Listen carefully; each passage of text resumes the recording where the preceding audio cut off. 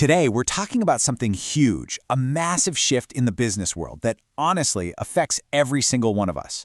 We're talking about sustainability. But here's the thing, it's not some niche feel-good topic anymore.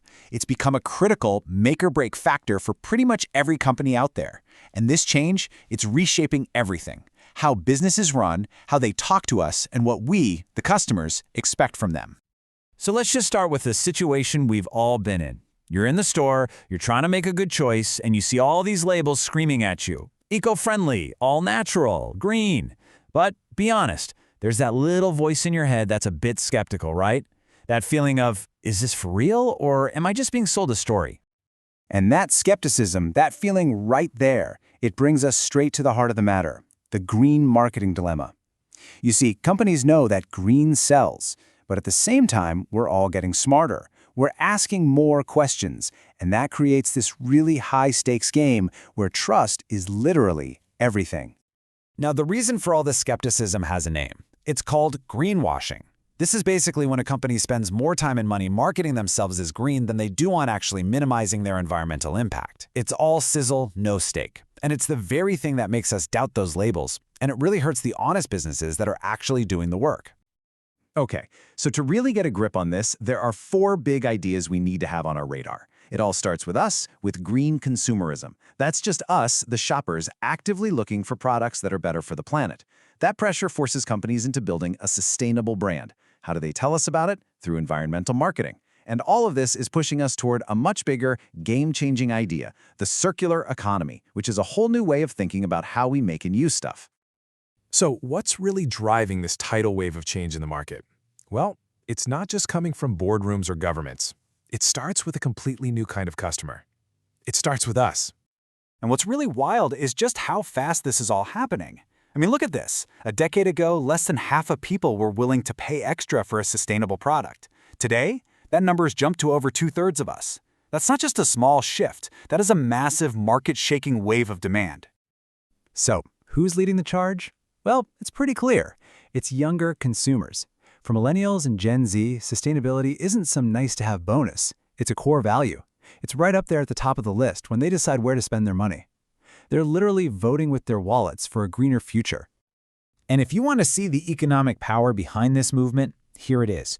Products that can back up their sustainability claims are growing more than 5.5 times faster than their competitors. The message for businesses couldn't be clearer. Get on board, or you're going to get left behind. Now, this massive consumer demand isn't just about slapping a green label on a box. It's fueling a much, much bigger idea. It's pushing us to completely rethink how we make things, how we use them, and what we do with them when we're done. This is the heart of the circular economy. For like ever, we've lived in a linear economy. It's simple. You take resources from the earth, you make something, and then you dispose of it. It's a one-way ticket to the landfill, super wasteful. The circular economy, it completely flips that script. The whole idea is to design a system where waste is eliminated from the get-go, and we keep materials in use over and over again. And is all built on 3 really powerful but simple principles. First, you design things from the very beginning so that waste and pollution aren't even created. Second, you figure out how to keep products and the materials they're made of in the loop for as long as humanly possible. And third, you actively help nature rebuild and regenerate instead of just taking from it. Now, you might be thinking, this all sounds very nice and idealistic, but here's the kicker. This is a colossal economic opportunity. We're talking about a potential $4.5 trillion in new economic growth by 2030. Trillion, with a T. This isn't just about doing good, it's about smart business. Let me give you a fantastic real-world example of this. Philips Lighting has this service where they don't sell you light bulbs. They sell you light. It's called Pay Per Lux. They install the fixtures, they maintain them, and you just pay for the light you use. And because Philips still owns all the equipment, they have a massive incentive to make it last forever, to refurbish it, reuse it, recycle it. It's just a genius way of thinking.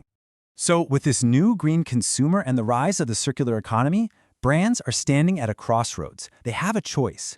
They can either genuinely go all in on sustainability and reap the rewards, the green gold, or they can try to fake it and risk the massive blowback from greenwashing.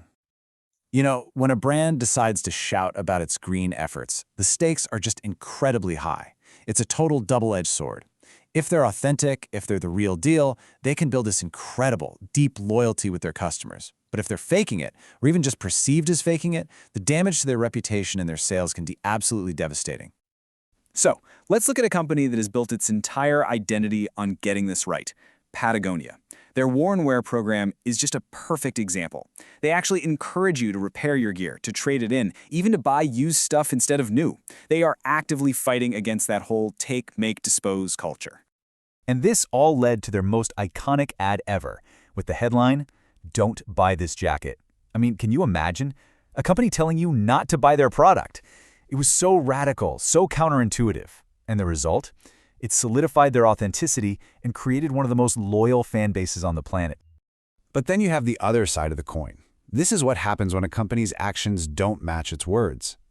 Nestle got hit with a huge greenwashing scandal over its claims about using sustainable palm oil, which, it turned out, was being sourced from places linked to massive deforestation. As you can imagine, the public backlash was intense. And the fallout from getting caught greenwashing isn't just a bad news cycle. It's devastating. Research shows it can wipe out up to 30% of consumer confidence. That's huge. It does long-term damage to a brand's reputation, and honestly, it kind of poisons the well for everyone. It makes us all more skeptical of every green claim, even the ones that are totally legit. Okay, so let's pull all this together. We've talked about the consumer, the economy, the brands, but what are the big takeaways for you? Look, if you take away just one thing, let it be this. This is not a fad, it's not a passing trend. The move away from the wasteful, linear economy and toward authentic, transparent sustainability, it's permanent. This is no longer just a nice little thing for the marketing department. It's now a core part of business strategy and survival. So, here are the key things to remember. First, as a consumer, you have way more power than you think. Where you spend your money sends a message. Second, for any business out there, real sustainability isn't just a cost. It's a massive opportunity for growth. Third, this whole circular economy idea is the future of how we'll make and sell things. And finally, it's on all of us to be curious, to scrutinize those green claims, and to demand real transparency from the brands we support. So we'll leave you with a final thought to chew on. This whole transformation is fundamentally changing the rules of the game. The old, wasteful ways of doing business are on their way out, and that means there are going to be new winners and new losers. So the big question is, who's going to come out on top?